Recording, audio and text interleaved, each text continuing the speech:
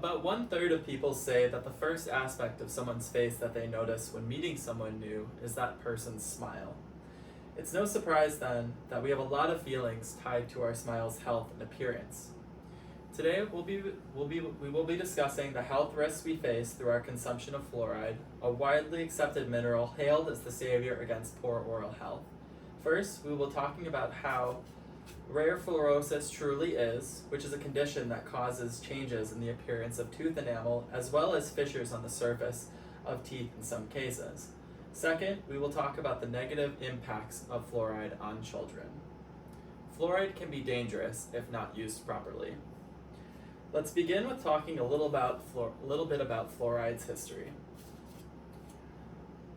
According to the National Institute of Dental and Craniofacial Research, an official website of the U.S. government, research originated in 1901 when Frederick McKay, a dental school graduate, opened a practice in Colorado Springs, Colorado. McKay was confounded to find that large amounts of the Colorado Springs natives not only had brown stains on their teeth, but also that they were affected, that those afflicted were more resistant to tooth decay than others.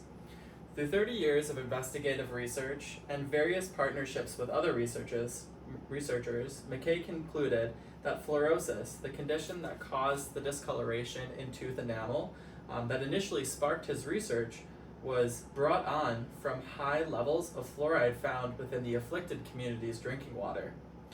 This ultimately led to fluoride being added to many community water supplies around the world, as well as dental care products in hopes of improving oral health.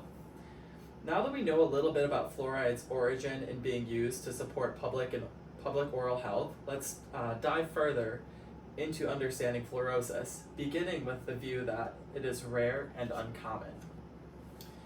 According to the National Institute of Health, an official website of the U.S. government, in a published fact sheet for health professionals, being afflicted by fluorosis is rare and hard to achieve, as it requires that you're exposed to excessive amounts of fluoride over a long period of time, particularly in childhood and infancy when teeth and bones are still developing. It's believed that the benefits far outweigh the negatives, and that being afflicted by this condition is unlikely to happen due to fluoride's strict regulations with being added to water supplies and oral health products. Let's now talk about how rare fluorosis truly is and why consuming large amounts of fluoride isn't as challenging to achieve as some would have you believe. For me personally, and maybe for some of you, I'd want to know if a product that I'm consuming every day has negative health implications. In Dental Fluorosis, an online book published in the National Library of Medicine's, an official website of the U.S. government, approximately 23% of the total population of the U.S. are afflicted by dental fluorosis, using data collected by the CDC in 2010. This increases to 41% in adolescents, which is double what it was in 1987. As a result of this substantial increase, the U.S. Department of Health has reduced target concentration in fluoridated water from 1 part per million to 0.7 parts per million.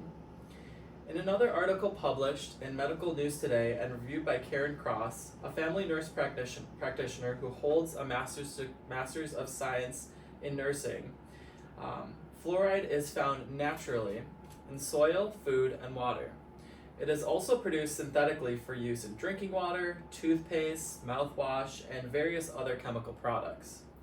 As we can see, after taking into account the other sources, consuming the recommended level of fluoride is not difficult to achieve, and the idea that some of us are consuming an excessive amount doesn't seem as far-fetched.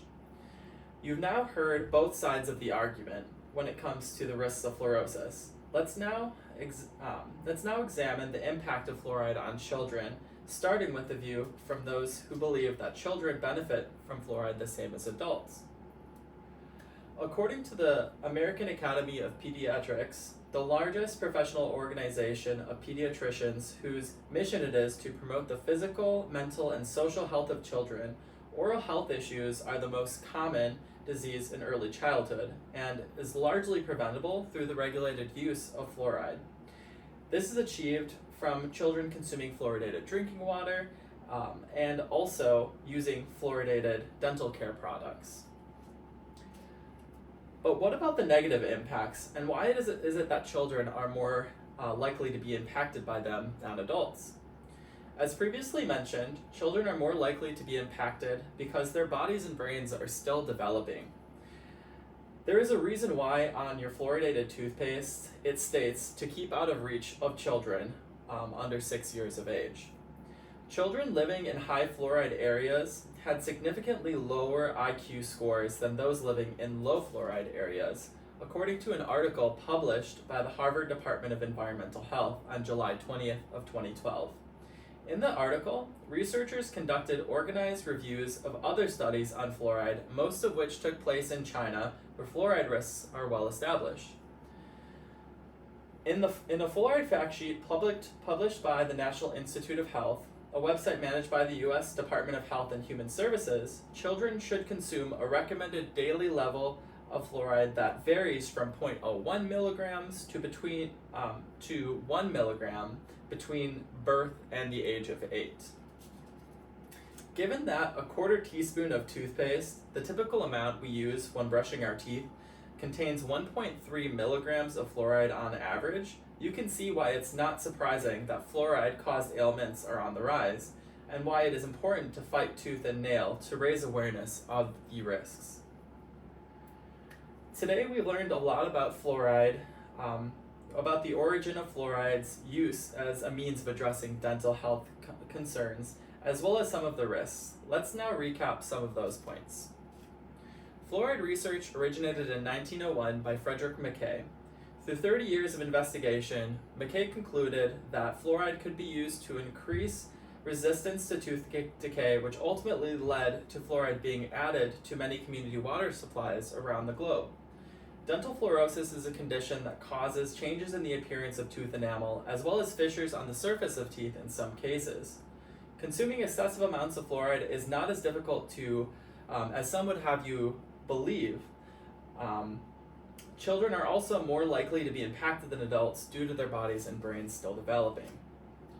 One of the known effects on children who consume large amounts of fluoride is a significantly lower IQ score than that of other children who consume lower amounts. Fluoride can be dangerous if not used properly. I'd like to close with a quote from Mother Teresa. "Every time you smile, it is an action of love, a gift to that person, a beautiful thing." Thank you.